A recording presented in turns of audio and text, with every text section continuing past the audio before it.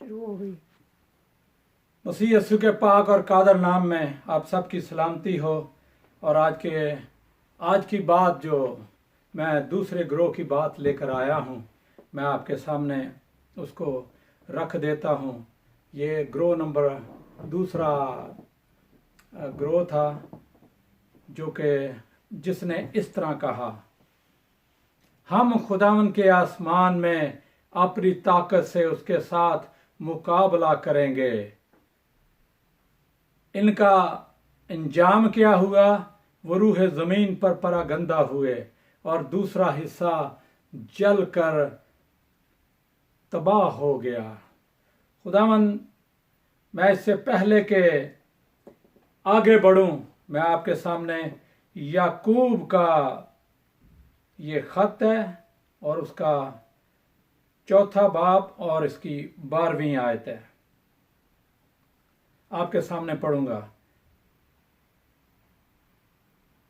तू एक ही है जो बचाने और हलाक करने पर कादर है। तू कौन है जो अपने पड़ोसी पर इल्जाम लगाए? भाई पर 11 आयत, आगे 11 आयत है, इसकी 12 थी, अब 11 आयत है। भाई पर इल्जाम लगाता है वो शरीयत की बदगोई करता और शरीयत पर इल्जाम लगाता है, और अगर शरीयत पर इल्जाम लगाता है तो शरीयत पर अमल करने वाला नहीं बल्कि हाकम ठहरा। शरीयत खुदा का दिया हुआ कानून जो खुदा ने मूसा को दिया, इस कानून को जो खुदा ने दिया, जो पाक था, जो बनी नौ इंसान के लिए बाइस बरकत था, और बनी नौ इंसान इस कानून में रहकर एक दूसरे के लिए बाइस बरकत होता है। लेकिन बाज लोग शरीयत के भी हाकम बनना चाहते हैं, शरीयत को भी अपने ताबे करना चाहते हैं। क्या कहीं ऐसा तो नहीं कि जो पाक कानून खुदा ने दिया था, उस कानून को हम अपनी मर्जी से बदलें और कहें कि खुदावन ने जो बात दी है उसके बरअक्स हम अपने तरीके से यह कहें कि खुदावंद हमारी बात को माने।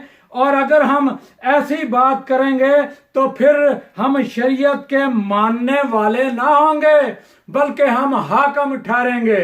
और आज जब हम इस बात पर गौर करेंगे तो इन लोगों का हाल देखेंगे तो ये भी अपने आप को ताकतवर समझ रहे थे, अपने आप को बाइख्तियार समझ रहे थे, अपने आप को जोरावर समझ रहे थे, अपनी हिकमत के मुताबिक ये टावर बना रहे थे, ये बुर्ज बना रहे थे बाबल का, और बुर्ज बनाने में अपनी हिकमत को, अपनी ताकत को, अपनी ताकत से ये बुर्ज को बना रहे थे।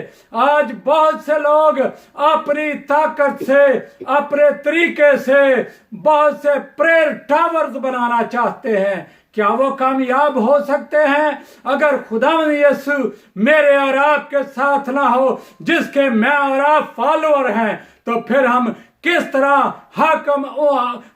तरह काम कर सकते हैं? फिर तो हम ये जिस तरह शरीयत बताती है, फिर तो हम हाकम ठहरे। आज इस दौर में देखने में ये बात आया है कि बहुत से लोग ये कहते हैं कि खुदावंद हमारी दुआ को सुन, चाहे वो ज़िनाकारी करते हो, चाहे वो झूठ बोलते हो, चाहे वो मक्कारी करते हो, चाहे वो हसद करते हो, चाहे वो एक दूसरे से जेलस क्यों ना हो। ये जेलसी की भी बदरू है जो कि तंग करती है, ज़िनाकारी की भी बदरू है, ये सारी चीजें तंग करती हैं। और फिर साथ ही हम ये भी कह देते हैं कि खुदावंद हमारी बात को सुनता नहीं, खुदावंद हमारी बात को मानता नहीं, खुदावंद को हम मनवाना चाहते हैं, खुदावंद से हम ये कहते हैं कि खुदावंद हम रब्बुल फाज, खुदावंद यीशु के नाम में हमारी बात को सुन, क्योंकि हम इस तरह कह रहे हैं। इसका मतलब पता क्या आता है? इसका मतलब ये आता है हम एक उस्ताद की तरह खुदा को भी, कई लोगों को मैंने देखा है, बजाय खुदावंद के ताबे रहें, खुदावंद के कदमों में रहें, खुदावंद से पूछ कर कामों को करें, ये भी कहते हैं हम हाकिम हैं और हम हिकमत से अपने कामों को करेंगे, हम ताकत से अपने कामों को करेंगे। आज अजीजों, बहुत से लोग फेल हैं। आज डॉक्टर जो हैं, साइंटिस्ट जो हैं, वो चांद पर, सूरज पर और सितारों पर वो आज जा रहे हैं अपनी हिकमत से, लेकिन अजीजों अपनी हिकमत नहीं चल सकती। खुदावंद की जमीन है और खुदावंद अपनी कुदरत को अपने लोगों पर जाहिर करता है।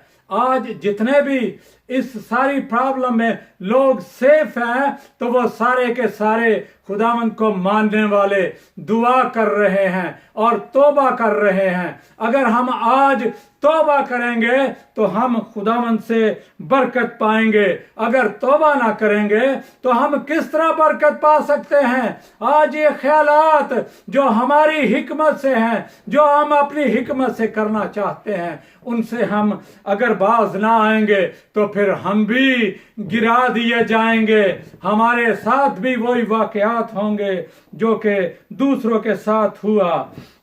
ज़बूर 50 उसकी 19 आयत, तेरे मुंह से बदी निकलती है और तेरी जबान फरेब खड़ती है। ये ज़बूर 50-19 आयत है। आज हमारे मुंह से बड़ी बड़ी बातें निकलती हैं, क्योंकि हम अपनी हिकमत से, अपनी दानिश से सारे कामों को करना चाहते हैं और जबान फरेब खड़ती है।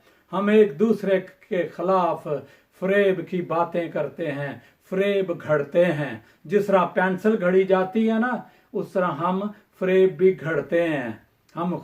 हमने मशीन बनाई है फरेब घड़ने की, लेकिन ये एक बदरू है। अगर इसको अपने अंदर से ना निकालेंगे तो फिर अजीजों मैं और आप परेशान रहेंगे, मैं और आप दुखी रहेंगे। इनसे छुटकारा पाने के लिए खुदावंद यीशु का लहू मुझे और आपको धोकर पाक और साफ करता है। जब खुदावंद यीशु का लहू मुझे धो देगा, फिर हम उसके ताबे आ जाएंगे, फिर हम में प्यार होगा, फिर हम एक दूसरे के मुखालफ ना होंगे, बल्कि हम एक दूसरे के ताबे रहेंगे।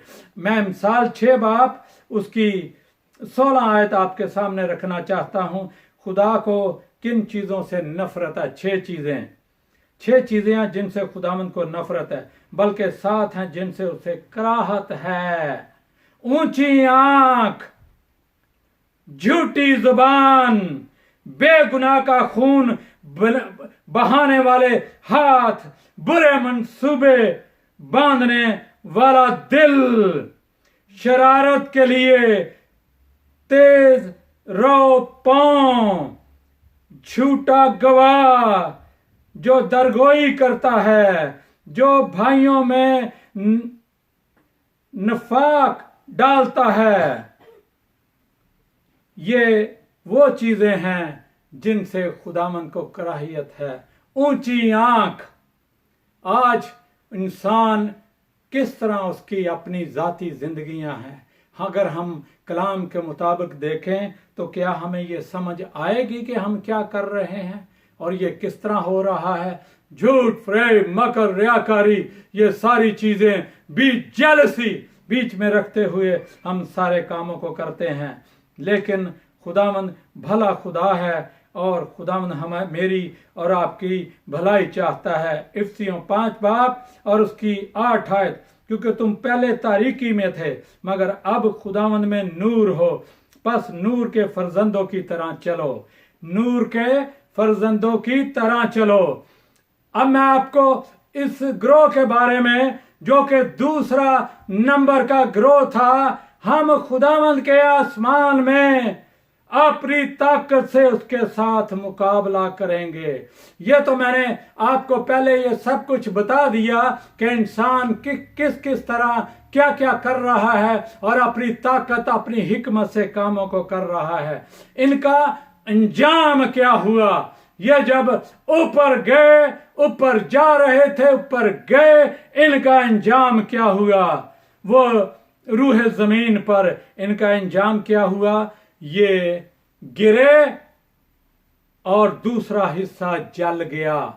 जब दूसरा हिस्सा जला तो ये लोग नीचे गिरे और रूह जमीन पर परागंदा हो गए।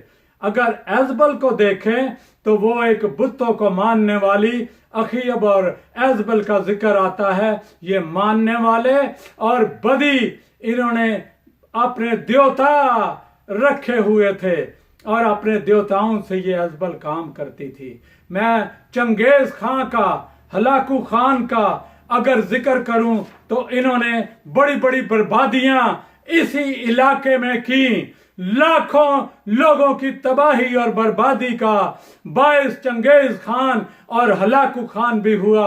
अगर हिस्ट्री देखें तो उसमें ये सब कुछ मिलता है। और यहां पर ये परागंदा हुए हलाकू खान है, चंगेज खान है। अगर इनकी हिस्ट्री को देखें आपको पता चलेगा इन्होंने किस तरह क्या किया वहां पर, और ये लोग परागंदा हुए। आज भी लोग परागंदा हो रहे हैं लेकिन समझ नहीं आ रही, क्योंकि उनकी दूरी है खुदावन से। अगर खुदावन से दूरी है तो फिर अजीजों मेरा और आपका वही हाल होगा। हम गिर जाएंगे, हम जल जाएंगे, हम भस्म हो जाएंगे, हमारा सफाई हस्ती से मिट जाएंगे। इससे पहले कि मैं और आप मिट जाएं, मेरा और आपका क्या इस रूह जमीन पर ताल्लुक है कि मैं और आप कायम रहें।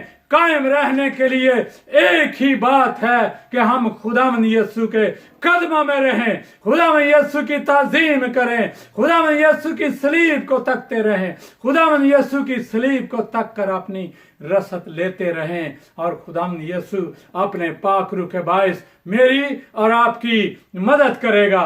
जब खुदावंद यीशु मेरी और आपकी मदद करेगा तो फिर हम तारीकी में नहीं रहेंगे, फिर हम खुदावंद यीशु के लहू से धुलकर नए हो जाएंगे, हमारी सोचें नहीं हो जाएंगी। फिर हम झूठ, चोरी, बदकोई, जनाकारी, मक्कारी, रियाकारी, ऊंची आंख, जिससे ये लोग परागंदा हुए। दूसरा हिस्सा बाबल के बुर्ज का जो गिरा, वो गिरने से जल गया और नीचे गिर गया। बहुत से लोग जल गए, बहुत से लोग मर गए उसमें, और उसके बाद रहती खेती कसर बाद में निकली। अगर हम इस बात पर गौर करें कि सद्दाम हुसैन वो भी बड़े नारे मारता था और उसके साथ भी क्या हुआ ये मैं और आप सब कुछ जानते हैं। लेकिन अगर हम अपनी जुबान को खुदावंद के ताबे रखेंगे, खुदावंद जिस्म को ताबे रखेंगे, तो फिर खुदावंद हमारी जुबान में, हमारे अंदर से जो अल्फाज निकलेंगे दूसरों के लिए बरकत का बायस होंगे।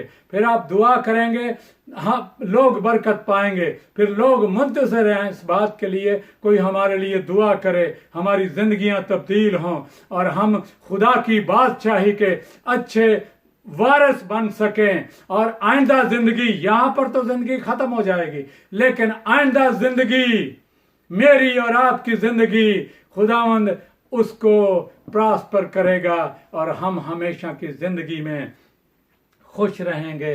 वहां पर ना दुख होगा, ना रोना होगा, ना कराना होगा, ना ही मुसीबत होगी, ना ही परेशानी होगी। लेकिन अगर हम इन चीजों से बचना चाहते हैं तो फिर खुदावंद हमें बचाने के लिए तैयार है। पौलुस रसूल का ये खत जो है इफिसियों के नाम 5 बाब और उसकी 8 आयत है, क्योंकि तुम पहले तारीकी थे, हम लोग पहले तारीकी थे। शुक्र खुदावंद का, वो तो एक बुत प्रस्त कौम थी जिनके साथ ये हाल हुआ, और वो भी खुदा की तलाश में थे। शायद वो लोग गुमराह हो चुके थे वो हाम की नस्ल से, थे वो नूह की नस्ल से, थे वो आदम की नस्ल से, पर उनके अंदर कुछ और पाया जाता था शायद वो, लेकिन आज मेरी और आपकी खुशकिस्मती ये है कि मैं और आप खुदावंद यीशु को मानने वाले हैं, और खुदावंद यीशु के कलाम के मुताबिक जब हम जिंदगी गुजारेंगे तो फिर खुदावंद मुझे और आपको बरकत देगा। मेरा ईमान है खुदा ने मुझे बरकत दी है इस कलाम के बायस, और हम नूर के फर्जंदों की तरह चलें। किसकी तरह? नूर के फर्जंदों की। खुदावंद यीशु ने कहा, दुनिया का नूर मैं हूं और तारीकी नजदीक नहीं आएगी जब खुदावंद यीशु मेरे और आपके अंदर होगा। आए खुदावंद यीशु को अपने अंदर ले लें ताकि मैं और आप खुदावंद यीशु से बरकत पाएं। आज खुली दावत है, अगर कोई खुदावंद यीशु को कबूल करना चाहे, इस कलाम से सीखा हो और कबूल करना चाहे, तो हम दुआ भी कर सकते हैं और बरकत भी चाह सकते हैं, और आप अच्छे खुदा की बादशाही के अच्छे मेंबर होंगे और खुदावंद यीशु के कदमों में आ जाएं। ये मेरी दिली दुआ है। खुदावंद आज के कलाम के बायस आपको बरकत बख्शे। मुझे बरकत मिली और आपको भी बरकत, मेरा ईमान है, आपको भी मिली। Thank you very much. खुदावंद आज के कलाम के बायस फिर से कहता हूँ, खुदावंद आपको बरकत बख्शे, यीशु के नाम में, आमीन।